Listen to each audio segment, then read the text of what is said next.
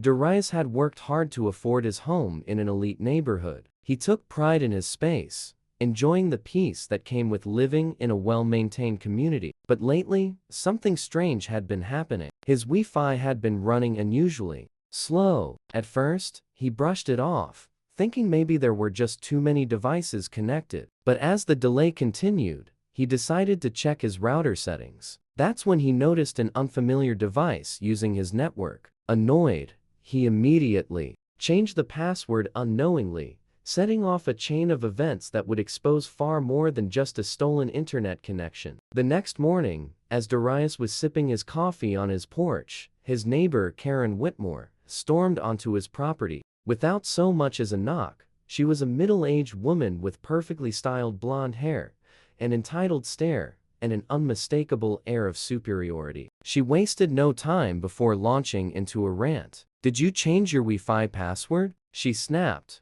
folding her arms. Darius was taken aback. He had barely spoken to this woman since moving in, yet she was acting as if he owed her an explanation. "Yeah, I did," he said casually. "Why?" Karen's face turned red with anger. "Because my internet stopped working. I've been using that connection for months, and now can't do anything." Darius couldn't believe what he was hearing. She wasn't even trying to deny it. "You've been stealing my Wi-Fi?" he asked, raising an eyebrow. Karen scoffed, as if the very idea of stealing didn't apply to her. "It's just the internet. You people always make a big deal out of nothing. It's not like it costs you anything extra." Darius took a deep breath, trying to stay calm. "It's my Wi-Fi, and I pay for it. I don't owe you access." That was the last push for Karen. Her face twisted into an ugly expression of fury. "Oh, I see what's going on," she sneered. "You don't belong in this neighborhood.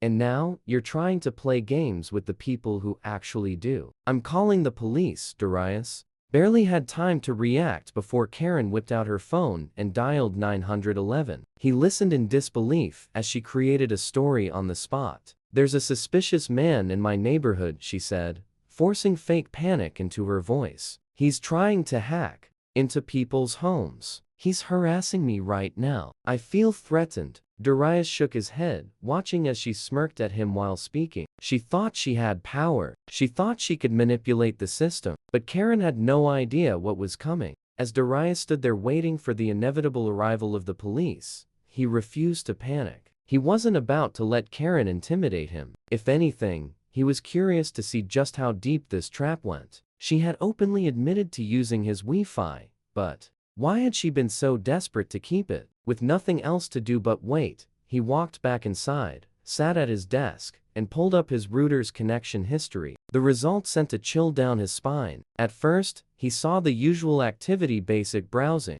and streaming. But the deeper he looked, the more disturbing things became. There were multiple visits to extremist forums filled with hate speech, conspiracy theories, and calls for violence. Karen had spent hours on these sites, posting under anonymous usernames, spreading venom about minorities and even doxing people she didn't like. That was bad enough, but then he found something worse. Buried in the data were encrypted transactions linked to fraudulent activities. Someone Karen most likely had been running online scams, selling stolen goods through various marketplaces. There were even traces of what looked like identity theft, credit card information being processed through suspicious websites. Darius leaned back in his chair, exhaling sharply. This woman had been committing serious crimes all while pretending to be a victim, and she had been using his Wi-Fi to do it, probably thinking it would make her harder to trace. His jaw clenched. She had called the police on him over an internet password, yet she was the real offender. Then he spotted one final damning detail: a login attempt to an illegal site flagged for trafficking explicit material. Darius's stomach turned. If the authorities dug into her browsing history, there was no telling what else they would find. He quickly took screenshots, saving everything onto a USB drive. Karen had spent years believing she could get away with anything, hiding behind her privilege and using the police whenever she wanted. But this time, she had picked the wrong person to mess with. The sound of sirens cut through the afternoon air, growing louder as a patrol car pulled up to Darius's driveway. Two officers stepped out: Officer Jordan, a tall, serious black man, and Officer Miller, his shorter, stockier white partner. Both wore unreadable expressions. As they approached, Karen, still standing in Darius's yard, immediately sprang into action. She rushed toward them, her face contorted in a dramatic mix of fear and outrage. "Officers, thank God you're here," she wailed, her voice shaking with fake distress. "That man," she pointed at Darius with a trembling hand, "he's been hacking into my devices. I think he's stealing personal information from the whole neighborhood. I don't feel safe." Officer Jordan narrowed his eyes. "Ma'am, slow down. What exactly occurred?" Karen sucked in a shaky breath, putting on the performance of a lifetime. "I was just sitting in my home, minding my own business, when my internet stopped working. I realized he must have hacked into my network. Then when I confronted him, he got aggressive. He threatened me and refused to fix what he did. I knew I had to call you before he did something worse." Officer Miller glanced at Darius, who was standing calmly on his porch, arms crossed. He didn't look the least bit aggressive. In fact, he looked almost uninterested. "Sir," Officer Jordan said, turning to Darius, "what's your side of the story?" Darius sighed and gestured toward Karen. "This woman has been stealing my Wi-Fi for months. I changed my password this morning, and she showed up at my door, demanding I give her access again. When I refused, she lost it and called you." Officer Jordan's face remained blank, but Miller let out a short, skeptical chuckle. "Wait, she called the police because you changed your own Wi-Fi password?" Karen's head snapped toward Miller, her face twisting in rage. "It's more than that. He's been hacking. He's probably doing illegal things online. You need to check his devices before it's too late." Officer Jordan took out his notepad. "All right, let's slow down here. Karen, you're saying you believe Darius is hacking into your devices? Do you have any proof?" Karen hesitated. "Well, no, but..." "And Darius," Jordan continued, "you're saying she's been using your internet without permission?" Darius nodded. "And I can verify it." Officer Jordan and Officer Miller exchanged a glance. Karen's story already had holes, and now the accused man was offering proof. Jordan gestured toward the house. "All right, let's see what you've got." Karen's confident smirk faltered. For the first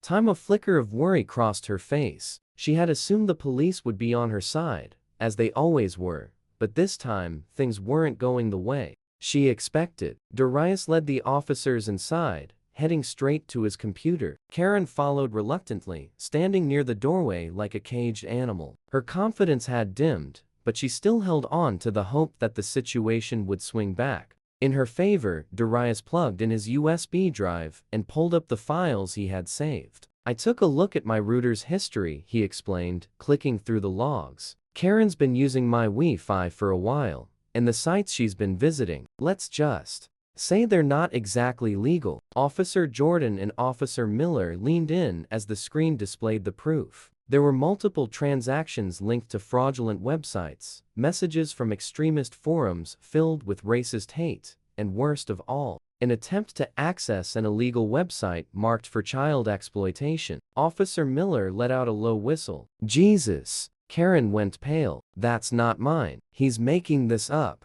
she screamed. Darius didn't even turn to look at her. "Karen, your IP address is right here. You were using my connection, remember? That means everything you did online was logged under my network." Officer Jordan folded his arms. "So let me get this straight. You've been piggybacking off his Wi-Fi without permission, and now you're saying he somehow created all this." Karen's mouth opened and closed like a fish gasping for air. It's a setup. He's some kind of hacker. I told you he was dangerous." Darius finally turned to face her, a slow smirk forming. "Karen, you called the cops on me thinking I'd get in trouble, but all you did was bring them straight to your crimes." Officer Jordan exhaled through his nose, looking unimpressed. "Karen, I have to say this isn't looking good for you." Officer Miller nodded in agreement. "Yeah, and you know what? I think we need to dig a little deeper into what else you've been doing." Karen's fear exploded into outright desperation. No,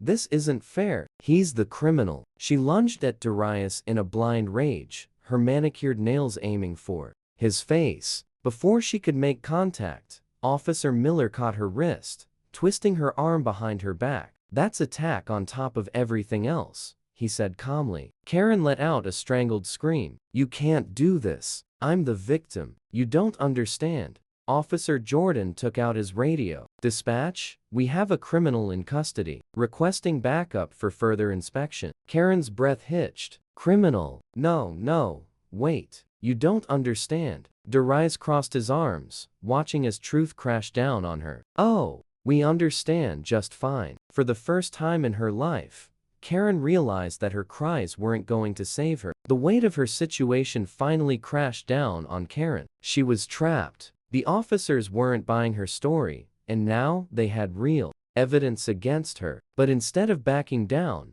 her desperation exploded into pure rage. You lying thief! She shrieked, her face twisted in anger as she lunged at Darius. Darius barely flinched. He had expected this, but before she could even touch him, Officer Miller grabbed her by the arms, holding her in place. Are you out of your damn mind? He barked, tightening his grip as Karen struggled like a wild animal. But she didn't care anymore. All the years of power and entitlement, all the times she had used her tears meant nothing now. She had lost control, and it showed. You think you're going to do this to me? She screamed, thrashing violently. I'm a privileged woman. You think anyone's going to believe him over me then? As if the situation couldn't get worse. She did the unthinkable. She turned to Officer Jordan, her eyes filled with pure hatred, and spat directly in his face. The room went dead silent. Even Officer Miller, who had been trying to restrain her gently,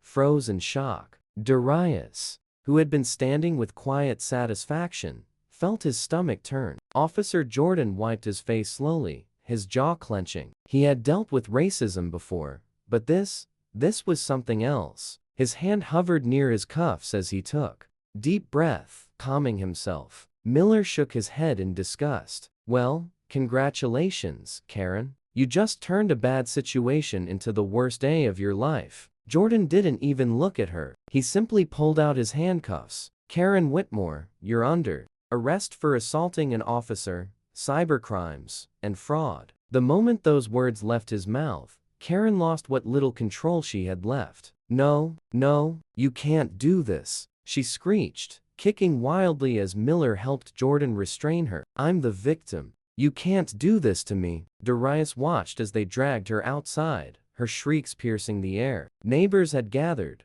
watching the scene unfold with wide eyes. Some were filming, others whispering. Get your hands off me, Karen wailed, twisting in their grip. He's the real offender. I was just. Her words were cut off as Officer Jordan shut the patrol car door. Miller shook his head. She just never knew when to stop, huh? Darius chuckled. Nope, but I'd say she finally ran out of luck. Jordan let out a deep sigh, glancing toward Darius. You handled that better than most people would have. Darius shrugged. Honestly, I was just waiting for karma to do its thing. Jordan smirked. Well, looks like karma had some help today. It didn't take long for the story to spread. By the next morning, Karen Whitmore's name was plastered all over the news. The headline was Brutal Racist Woman Arrested After Attacking Black Neighbor Over Wi-Fi. Shocking cyber crime. Evidence found. The footage captured by curious neighbors went viral. The way she screamed,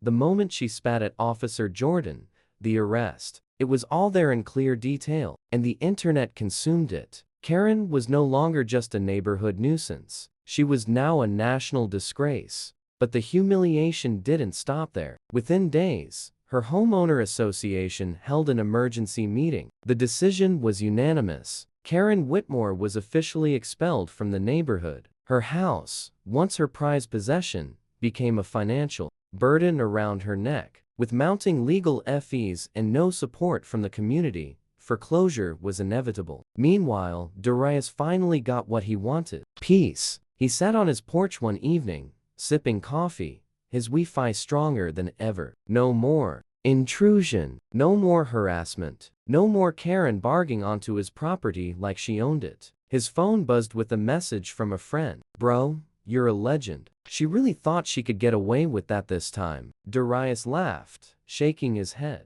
She thought she was untouchable, he muttered to himself. Guess she found out otherwise. As the sun dipped below the skyline, he took a deep breath, enjoying the quiet. Justice had been delivered, and for the first time in a long time, it was a good day for O.